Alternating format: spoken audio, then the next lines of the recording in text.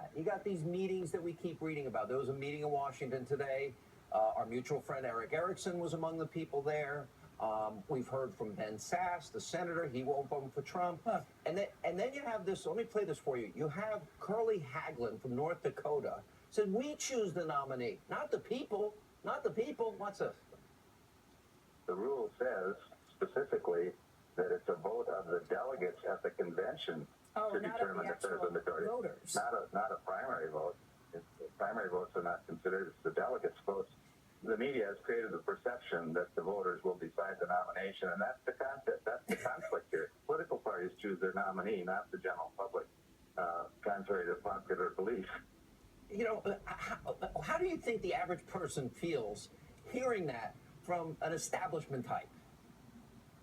Well, that takes you back before 1912.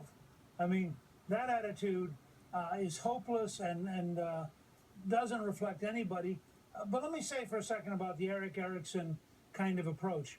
Let's be honest. If you want to help elect Hillary Clinton, then help elect Hillary Clinton in a radical Supreme Court. But don't give us any pious baloney that you're going to be for some virtuous middle way. There's no virtuous middle way here. You're either for the Republican nominee, whether it's Trump or Cruz, or you're for the election of Hillary Clinton. There's no middle ground here. Functionally, anybody who doesn't vote for the Republican nominee is helping elect Hillary Clinton and establishing a very radical Supreme Court. I totally agree with that analysis. I think you said it very measured. There are only two people left that have a path to the nomination. And right now, my delegate count is Trump is anywhere between 673, where Bloomberg has it, and 690. Ted Cruz between 411 and 420. So it's a much harder path for Senator Cruz, but mathematically, he's in this. So, but I sense that a lot of these people don't like either Trump or Cruz. And isn't the reason that John Kasich is staying in and Mitt Romney is supporting Kasich in Ohio and Rubio in Florida with robocalls is because they want this brokered convention, hoping that they'll get to the fifth round of voting and they'll have a consensus candidate that they can put upon the people in spite of their voting? Well, Sean, you have to have some sympathy here. They deeply dislike. I don't. Yeah. Go ahead. Go ahead. This is like a sitcom. They deeply dislike Cruz, and they are deeply afraid of Trump. And so they're sitting around. I mean, none of these establishment types back a year ago, if you had said to them, we're going to get down to Ted Cruz versus Donald Trump, they would have all said you'd lost your mind. Now they're losing their minds because the objective reality is you're either going to get Senator Cruz, who's, I think, run a very intelligent campaign in a setting where he's up against a huge phenomenon, or you're going to get the phenomenon himself, Donald Trump. But there's not going to be a third name in contention. Kasich, in a sense, is in a race to be vice president, but he's not going to become the nominee. And much as I love John, he's just simply not going to be the nominee. One of these two guys, either Donald or Ted, is going to be the nominee. And the Washington establishment of the Republican Party is just in complete denial. I said that the other night. I said the one big story that came out of Tuesday night, mathematically it's over, and the establishment lost. And I would argue they're both insurgent candidates coming from very different points of view.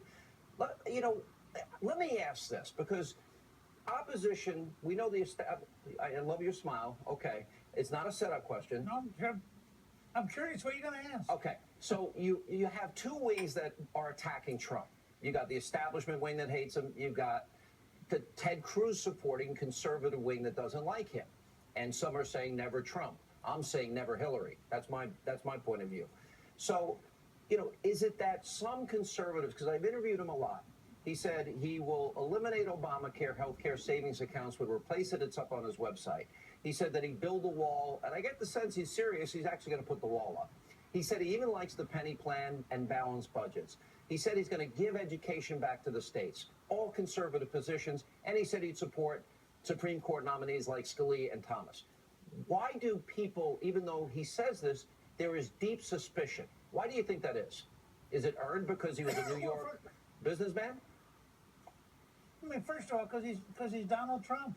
I mean, this is a guy who has been a wild man, who dominated the society pages, who has had a life that was clearly outside of politics, who said a lot of things as a standard New York business guy getting along in one of the most liberal cities in the world.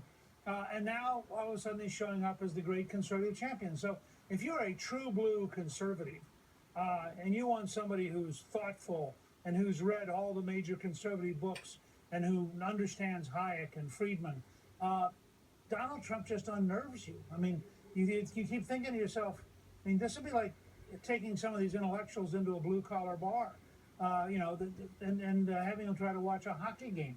I mean, this is really different for them, and it's going to take them a while to get used to it. But I have a lot of respect for somebody who says, boy, if you want a principled conservative, Ted Cruz clearly gets it all. And he does. I mean, Cruz is as intellectually solid a conservative as you're going to find in America.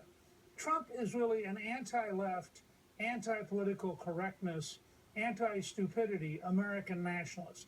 I mean, he's a new kind. Trumpism is a new evolution from where we've been. I think it will be more destructive of the left than anything we've seen from conservatism since Ronald Reagan.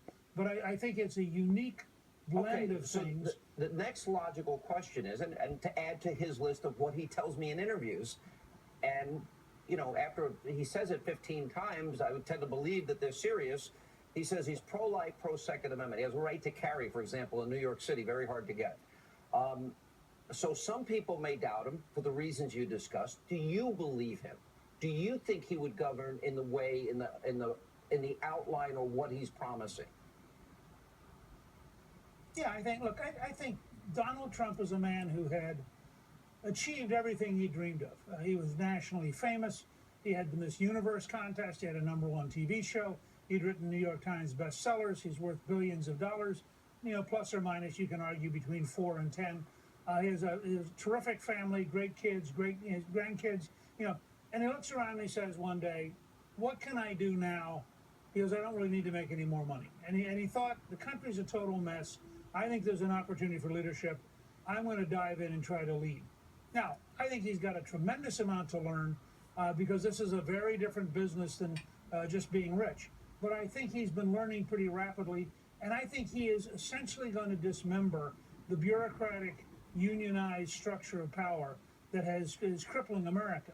I think that will be good, just as I think, by the way, Ted Cruz is an absolutely sincere opponent of the old order that has been crippling America. So I take Trump at his... So then the next question... By the way, Could that Reagan coalition that Cruz is trying to put together, could that be put back together, or has the country moved on? Has the country shifted? Has the demographics shifted? No, I think there's a variation on the Reagan coalition. Remember, Reagan did very, very well with Latinos. Reagan did very, very well with young people. Reagan, but I think in your own time, you've got to put together your own circumstance. My only point would be, any president ends up in situations they didn't dream of, doing things they didn't think they would do. Do I think that Donald Trump in some ways will be frustrating and disappointing? Sure.